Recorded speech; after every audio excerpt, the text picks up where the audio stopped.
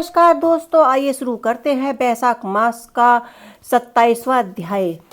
नारद जी बोले कि हे राजन, बैसाख मास के समान कोई और महीना नहीं होता। समय युग के समान दूसरा युग नहीं होता। वेदों के समान शास्त्र नहीं होते और गंगा जी जैसी कोई तीर्थ नहीं होता। जल दान के समान दूसरा कोई दान नहीं और भय के समान दूसरा सुख नहीं। खेती जैसे कोई धन नहीं और जीवन के सम्मान जैसा कोई लाभ नहीं। उपवास जैसा दूसरा तप नहीं। दान जैसा सुख और दया के समान दूसरा धर्म तथा नेत्रों के समान कोई ज्योति नहीं है।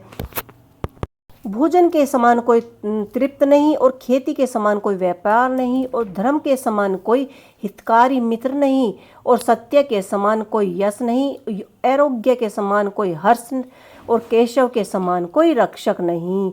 माधव के तुल्य संसार में कोई पवित्र नहीं और ऐसे परम बैसाख मास शेषय्या भगवान को सदा ही प्यार करते हैं। भगवान के प्यारे इस महीने में जो कोई भी लोग बिना व्रत किए व्यतीत किया करते हैं या रहते हैं, वे धर्महीन होकर शीघ्र ही पशु योनि पाते हैं। उनका कुआं बाड़ी और बनवाना, बगीचा लगवाना और सभी धर्म व्यर्थ है। उनका कुछ भी उन्हें सरल फल नहीं मिलता।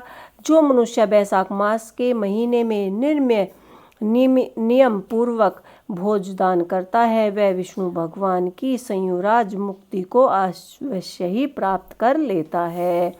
इसमें संदेह नहीं। संसार में अनेक प्रकार के दान और व्रत हैं, परंतु उनके करने से शरीर की अत्यंत परिश्रम होता है और उनसे संसार में बार बार जन्म लेना पड़ता है। परंतु बैसाख मास में केवल स्नान करने से ही प्राणी आवागमन से नहीं छूट जाता। सब दान करने से जो पुण्य होता है, वह संपूर्ण तीर्थों में संपूर्ण स्नान करने से जो फल मिलता है, वह सब बैसाख मास में केवल जल दान करने से ही मिल जाता है। जिसमें जल दान करने में असमर्थ न हो और ऐश्वर्य की इच्छा करने वाले की कोई दूसरी से कहकर जलदान करवाए, यह क्रम भी सब दानों से अधिक है। तराजू के पलड़े में सब प्रकार के दान और दूसरे जलदान रखकर तोले तो जलदान ही भारी निकलेगा। जो यात्रियों के लिए प्याऊ लगवाए जलदान करता है, वह अपने करोड़ों कुलों का उद्धार कर विष्णु लोक को जाता है। तो हे राजन, प्याऊ लगवाने से देवता, पितर और ऋषि सब निसंदेह अत्यंत प्रसन्न होते हैं और जो प्याऊ लगवाता है और थके यात्रियों को संतुष्ट करता है, उसे ब्राह्मण, विष्णु और शिव सब देवता प्रसन्न होते हैं। जो जल की इच्छा हो तो जलदान करे, छाया की इच्छा हो तो छतरी दे और हे राजन, जो विराजमान की इच्छा रखे तो उसे बैसाख के महीने में पंखे दान करने चाहिए। जितने दान बताए हैं उनमें जलदान, छत्रदान और पंखा दान सबसे उत्तम है। इन्हीं का दान बैसाख मास में अवश्य ही करना चाहिए। जो बैसाख के महीने में कुटुंबी ब्राह्मणी को जल से भरा हुआ घड़ा दान देता है, वह संचकित योनि को प्राप्त होता है। जो मनुष्य बैसाख के महीने में ब्राह्मण को पंखा नहीं देता, वह अनेक प्रकार की विपदा रोगों से पीड़ित हो नरक भोगता है। जो थके ब्राह्मण को वस्त्र से हवा करता है, वह सब पापों से छूट विष्णु भगवान की से मुक्ति पाता है। जो शुद्ध मन से ताड़ का पंखा दान करते हैं, वह सब पापों से छूट विष्णु लोक को जाते हैं। तुरंत श्रम दूर करने वाले पंखे का दान नहीं करने वाले अनेक प्रकार की यातनाएं भोग का संसार में पापी होते हैं।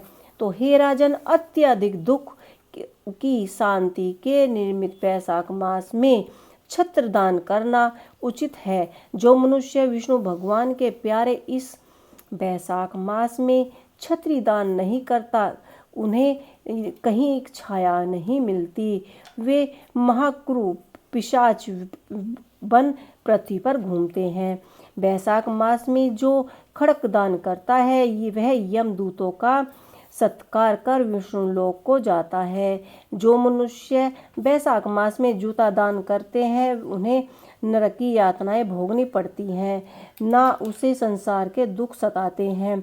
ब्राह्मण के याचना करने पर खड़ाऊ दान करने वाला पृथ्वी पर करोड़ों जन्म तक राजा होता है। जो मार्ग में श्रम को दूर करने के लिए स्थान बनवाता है उनका फल वर्णन करना भी ब्रह्म में आस्थ्य होता है। दोपहर को जो कोई अतिथि या ब्राह्मण मिले उसको भोजन कराने से ब्रह्मा जी का वर्णन नहीं कर सकते हैं। हे राजन, अन्नदान मनुष्य को तत्काल तृप्त करने वाला संसार में आनंददान के समान कोई दान नहीं होता। जो मनुष्य मार्ग से थका हुआ ब्राह्मण को अक्सर देखते हैं उसके पुण्य करने में की ब्राह्मण में ही सामर्थ्य होती है। भूख मनुष्य को स्त्री पुरुष घर वस्त्र अलंकार आभूषण कुछ भी अच्छा नहीं लगता। पेट भरने पर भी सबको अच्छा लगता है। इसीलिए अन्नदान के समान ना तो कुछ हुआ है और ना ही आगे होगा। जो बैसाख में थके ब्राह्मण को अन्नदान नहीं देता वह पिशाच बनकर पृथ्वी पर अपने ही मांस खाता फिराता है। इसीलिए ब्राह्मण को यथा शक्ति अन्न देना उचित रहता है। हे राजन, अन्नदाता माता पिता को भी भूला देता है, वह दानी ही है जो अपने स्वकृत समझने लगता है। इसलिए त्रिलोक में सब अन्न की ही प्रशंसा करते हैं और माता पिता तो केवल जन्म देते हैं, परंतु पंडित लोग संसार में अन्न के दानों को ही पिता कहलाते हैं। कि हे राजन, अन्नदाता में सबसे बड़ा धर्म निवास करता है। इस अध्याय में इतना ही। आपको हमारा यह अध्याय कैसा लगा हमें ज़रूर बताइए। अब हम आपसे मिलते हैं बैसाख मास के 28वें अध्याय में।